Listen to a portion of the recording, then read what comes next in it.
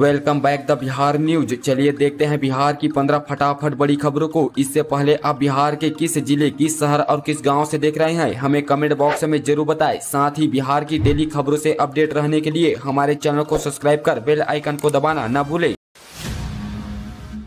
बिहार के 11 जिलों में वज्रपात का खतरा, चंपारण सहित इन इलाकों में भारी बारिश के आसार। बिहार से मानसून की विदाई होने में अभी कुछ समय शेष बचे हैं। बिहार मानसून जाते जाते मेहरबान हो रहा है। बगहा और नेपाल की तराई क्षेत्रों में लगातार हो रही वर्षा के कारण नदियों का जल स्तर भी बढ़ गया है। मौसम विज्ञानी की माने तो बिहार में अगले 3 दिनों तक वर्षा की संभावना है। साथ ही पोस्ट मानसून का असर बिहार भर में देखने को मिल रहा है। राज्य में पूर्वी और दक्षिणी पूर्वी हवा का प्रवाह बना हुआ है। मौसम विज्ञान केंद्र पटना के अनुसार राजधानी समेत प्रदेश के सभी जिलों में मेघ गर्जन के साथ हल्की वर्षा के आसार हैं, जबकि प्रदेश के 11 जिलों पूर्वी और पश्चिमी चंपारण, सिवान, सारण, गोपालगंज, बक्सर, भोजपुर, रोहतास, भभुआ, औरंगाबाद व अरवल जिले में बिजली चमकने के साथ वज्रपात का अलर्ट जारी किया गया है।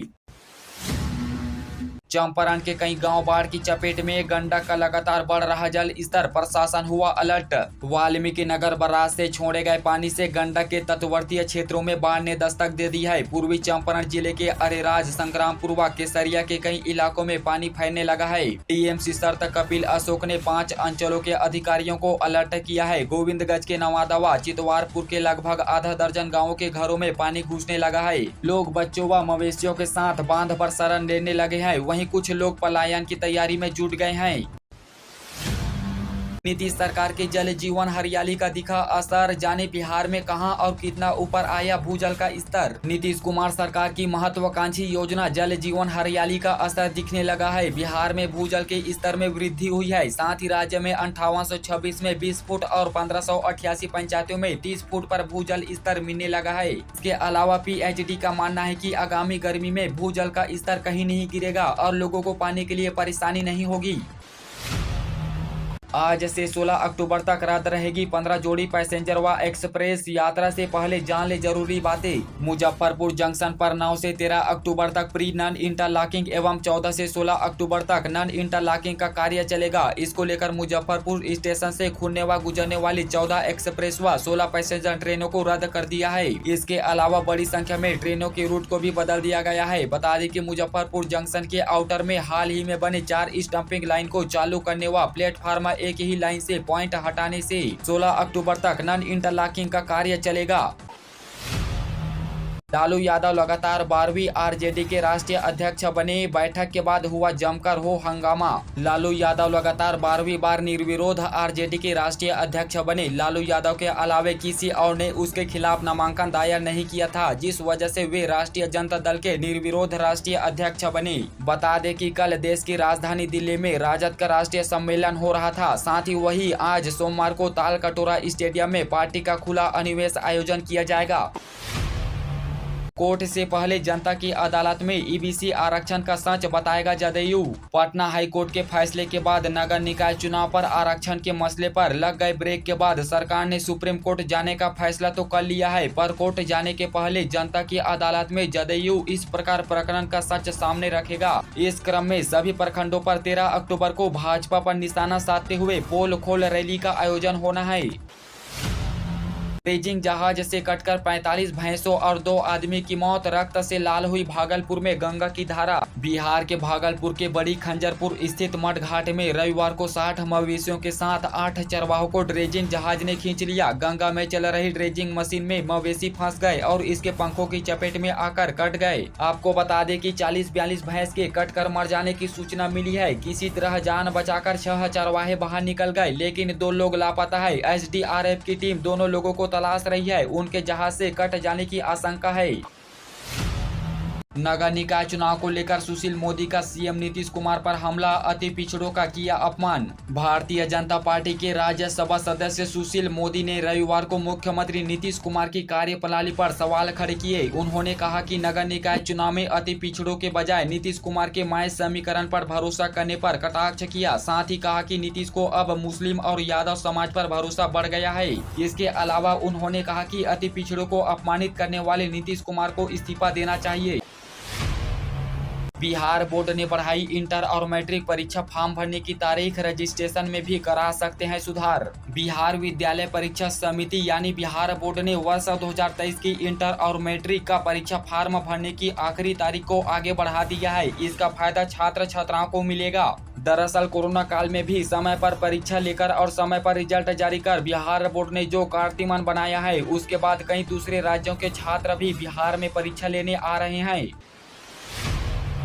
शिवहर में तिरंगे का अपमान, अशोक चक्र की जगह दिखा चांद सितारा। शिवहर में तिरंगे में अशोक चक्र की जगह चांद का फोटो लगाए जाने का मामला तूल पकड़ने लगा है। इससे संबंधित वीडियो वायरल होने के बाद लोगों में आक्रोश दिख रहा है। इसके साथ ही विश्व हिंदू परिषद ने नाराजगी व्यक्त करते हुए इसे राष्ट्रीय द्रोह और तिरंगे के अपमान का मामला करार दिया है। साथ ही दोषियों को चिन्हित कर कार्रवाई की मांग की है। इन सबके बीच डीएम मुकुल कुमार गुप्ता के मामले को भी गंभीरता से लिया है। साथ ही डीएम ने मामले की जांच के आदेश दिए हैं, साथ ही रिपोर्ट मांगी है। सिल्क सिटी से एक साल में 4 करोड़ रुपए की बाइक चुरा ले रहे सातिर। सिल्क सिटी में बाइक चोरी की घटना में लगातार बढ़ोतरी ने आम लोगों के साथ पुलिस को भी आतंकित करने लगा है। शहरी क्षेत्र में बाइक चोरी की यह रफ्तार रुकने का नाम नहीं ले रही है। औसतन बाइक चोरी की 3 घटनाएं रोज दर्ज हो रही है। अधिकांश मामले कोतवाली, जोगसर, तिलका माझी, बरारी, इसाकचक, तातरपुर, विश्वविद्यालय, औद्योगिक, सबौर, बबरगंज, ललमटिया, नाथनगर बाईपास थाना क्षेत्र में सामने आ रहे हैं। वाहन चोरी घटनाएं लगातार बढ़ रही है। दिन के उजाले में पलक झपकते चोर बाइक उड़ाकर ले जा रहे हैं। आरजेडी की राष्ट्रीय कार्यकारिणी की बैठक में हुआ बवाल। तेज प्रताप यादव ने श्याम रजक पर गाली देने का लगाया आरोप। दरअसल राजद प्रमुख लालू यादव के बड़े बेटे तेज प्रताप यादव ने पार्टी के सबसे बड़े नेता श्याम रजक पर गाली गलौज करने का आरोप लगाया है। वन एवं पर्यावरण मंत्री तेज प्रताप यादव ने कहा कि श्याम रजक ने हमें गंदी गंदी गालियां दी है। उन्होंने कहा कि उनका गुनाह केवल इतना था कि उन्होंने राष्ट्रीय कार्यकारिणी की बैठक के बारे में श्याम रजक से कुछ सवाल ही पूछा था। दिवाली छठ पर बिहार आने वाली ट्रेनों में भरी सीटें, फ्लाइट का किराया भी छू रहा आसमान। दीपावली और छठ पर्व पर बिहार आने के लिए लोगों को काफी मुश्किल का सामना करना पड़ रहा है। ट्रेनों में अभी से काफी भीड़ और वेटिंग चल रही है। छठ पर्व पर परदेशी अपने घर लौटने की तैयारी में है, लेकिन ट्रेनों में लंबी वेटिंग लिस्ट यात्रियों को परेशान कर रही है। साथ ही कई ट्रेनों में तो रिजर्वेशन भी बंद हो गया है। अब ऐसे में फ्लाइट की डिमांड बढ़ गई है। सभी लोग अपने घर पहुँचना चाहते हैं। ऐसे में अधिकतर विमान में पटना एम्स में रेडिएशन थेरेपी के लिए 3 महीने की वेटिंग। कैंसर मरीजों की बड़ी परेशानी।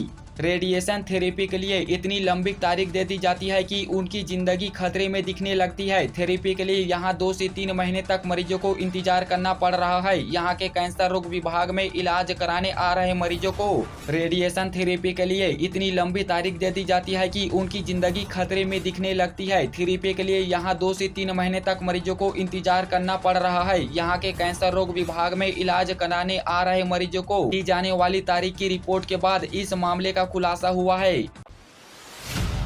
पटना के योगासन स्पोर्ट चैंपियन का हुआ आयोजन। योग को लेकर युवाओं में दिखा क्रेज। पटना के पाटिल पुत्रा स्पोर्ट कॉम्प्लेक्स में रविवार को तृतीय राज्य स्तरीय योगासन स्पोर्ट चैंपियनशिप का आयोजन किया गया। इसमें राज्य के 22 जिलों से करीब 150 प्रतिभागियों ने इसमें भाग लिया। योगासन के अलग अलग 5 विधाओं में सर्वश्रेष्ठ खिलाड़ियों का चयन हुआ, जो राष्ट्रीय स्तर की प्रतियोगिता में बिहार का प्रतिनिधित्व करेंगे। इस दौरान बिहार राज्य के खेल प्राधिकरण क्रीड़ा कार्यपालक सह पटना प्रमंडल के शारीरिक शिक्षा उप निदेशक राजेंद्र कुमार ने कहा कि राज्य के युवाओं में